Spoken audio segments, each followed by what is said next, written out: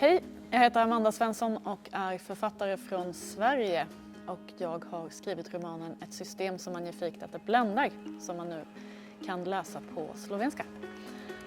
Det är en roman som handlar om en familj, om 3 stycken trillingar, Sebastian, Klara och Matilda, som av olika skäl har kommit ifrån varandra i livet. Men när deras mamma berättar en hemlighet för dem så måste de komma samman igen. Det är en roman som handlar om stora och breda ämnen i samtiden. Det handlar om hjärnforskning, det handlar om klimatet, det handlar om globalisering och familjeliv, kärlek. Men allvarliga saker, men också en bok med väldigt mycket humor, tycker jag själv. Och jag hoppas att ni ska vilja läsa den och att ni ska tycka om den. Självklart. Tack så mycket.